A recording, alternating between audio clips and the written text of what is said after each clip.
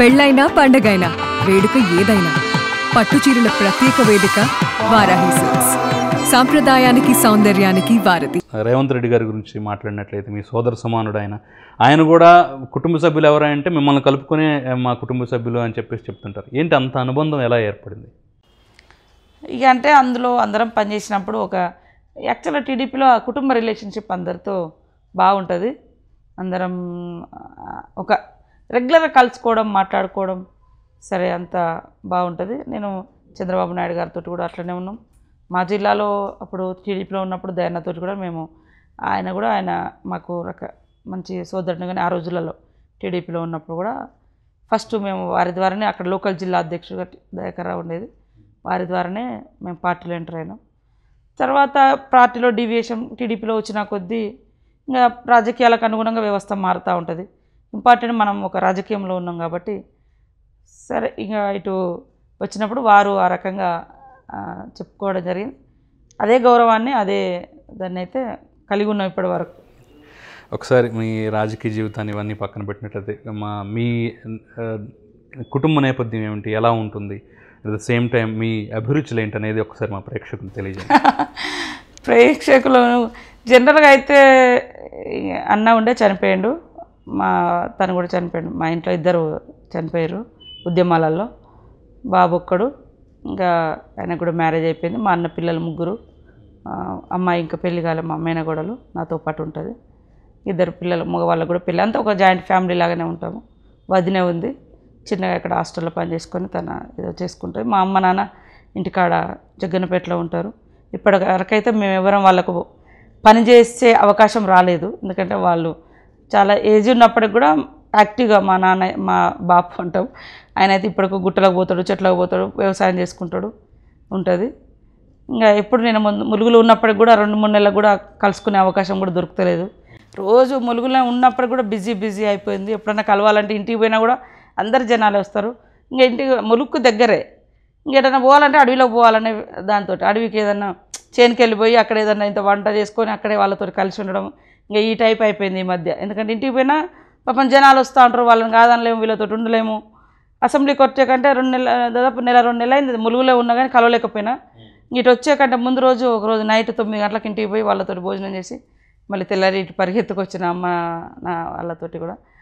So ఇక అంతా రాజకీయమే జీవితంలాగా అయిపోయింది. ఇంకా పర్సనల్ కొడుకు కోడలు మనవరాలు కూడా అందరూ వాళ్ళు వేరే ఉంటారు. నేను క్యాంప్ ఆఫీస్ ములుగులో ఉంటాను. నాతో పాటు మా బంధువుల పిల్లలు వాళ్ళ ఫ్యామిలీ నాతో ఉంటారు. వాళ్ళు ఇంకా వాళ్ళు ఏదైనా ఉన్నా కూడా అక్కడ ములుగు వ్యవహారాలని వంట చేసుడు అవి అంతా వాళ్ళు చూసుకుంటారు.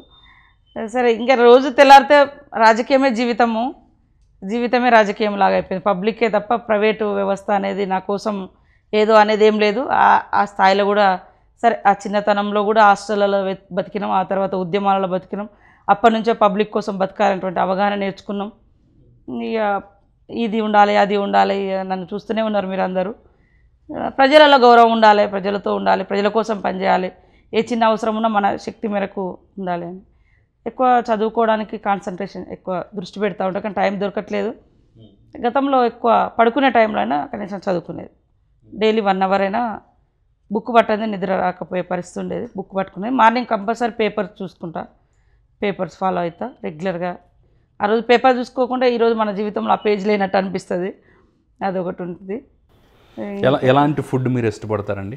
ఇది అనేది ఏం లేదండి. అంటే జనరల్గా న్యాచురల్గా జనాలు పెడతా ఉంటారు, తింటూ ఉంటాం. ప్రత్యేకంగా ఏం లేదు. ఎక్కువ గిరిజన సాంప్రదాయము మాది. ఎక్కువ చేపలలో కూడా ఎండబెట్టిన చేపలు అయితే ఇష్టపడతా. ఎండబెట్టిన రొయ్యలు, ఎండబెట్టిన చేపలు, మటన్ కూడా ఎండబెట్టింది అయితే కొంచెం ఇంట్రెస్ట్ అనిపిస్తుంది. తర్వాత ఎక్కువ మష్రూమ్స్ ఎక్కువ ఇష్టపడతాము. అడవులలో దొరుకుతాయి. ఈ సీజన్లో బాగానే తిన్నా నేను. ఊళ్ళలోకి వెళ్ళినప్పుడు లేకుంటే ఎవరన్నా మా వాళ్ళు అక్క దొరికినాయి అంటే తీసుకొచ్చి ఇవ్వడం, అవి ఎక్కువ ఇష్టపడతాము. దాని టేస్ట్ కూడా డిఫరెంట్గా ఉంటుంది. గోంగూర ఇట్లాంటి కొంచెం నేచురల్ ఫుడ్కే ఇష్టపడతాం. ఎందుకంటే ఈ సిటీస్లలో వచ్చేది లేదా అట్లా కాకుండా కూరగాయలు కూడా ఇంటికాడ నుంచి తెప్పించుకోవడము, ఊళ్ళో దొరికేటి తెచ్చుకోవడము అట్లా. ఇప్పుడు మా క్యాంప్ ఆఫీస్లో కూడా మొత్తం ఎక్కువ కూరగాయలు పెట్టించుకున్నాం జనరల్గా. అది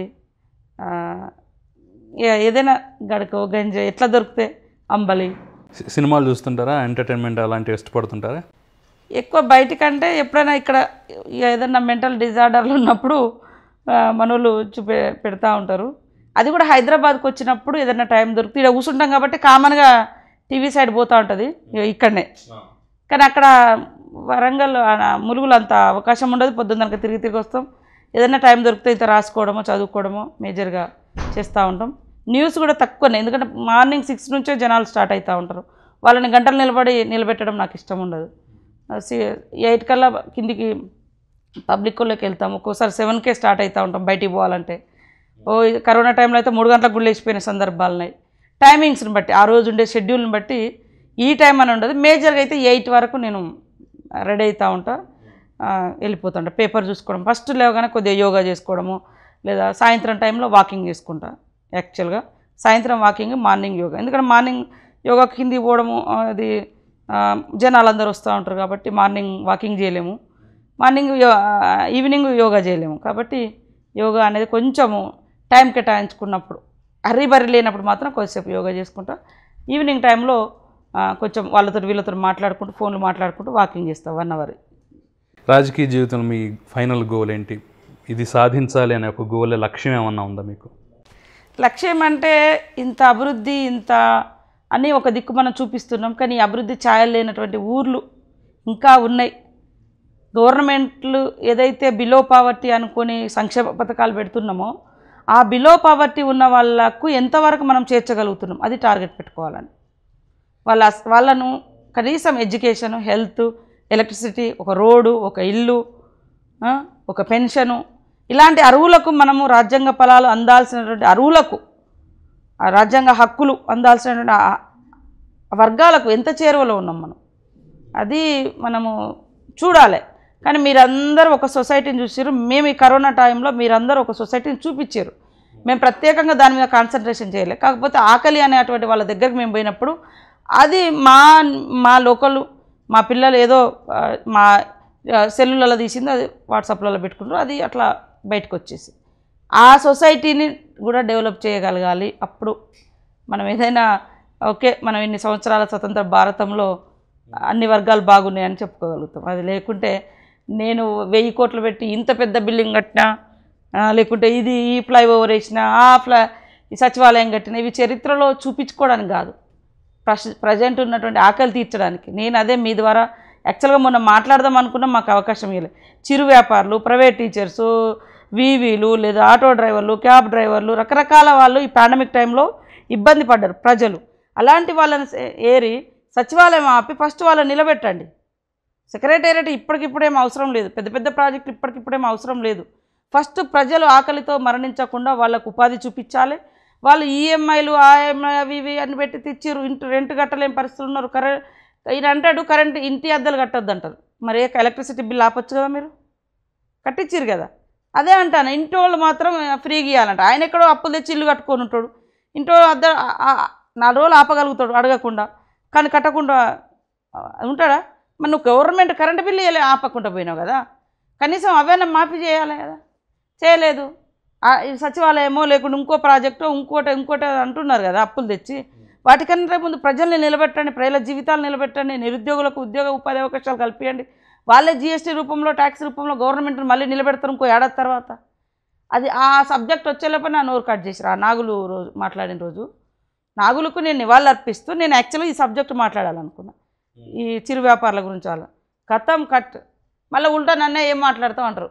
వీళ్ళకేమన్నా అసలు దెబ్బ కొట్టుకోవడానికి అనేక వేదికలు ఉన్నాయి, చెప్పుకోవడానికి పబ్లిక్ మీటింగ్ పెట్టచ్చు, ప్రజల సమావేశాలు పెట్టచ్చు. కానీ మాలాంటి గొంతును నొక్కడానికి ఈసారి మాత్రము నాకు అసలు చాలా ఇరిటేషన్ అనిపిస్తుంది. ఎందుకు పెట్టారు అసలు అసెంబ్లీ? ఎందుకు కేవలం బిల్లు పెట్టుకొని ఇంకేం చేసుకుంటారు అనేది. ఖచ్చితంగా మీ ఆశయం నెరవేరాలని కూడా మనస్ఫూర్తిగా కోరుకుంటున్నామని. ఇంత బిజీ టైంలో కూడా మాకు సమయం ఇచ్చినందుకు మరొక్కసారి మీకు ధన్యవాదాలు తెలుపుకుంటున్నామండి. Thank you very much. Thank you so much.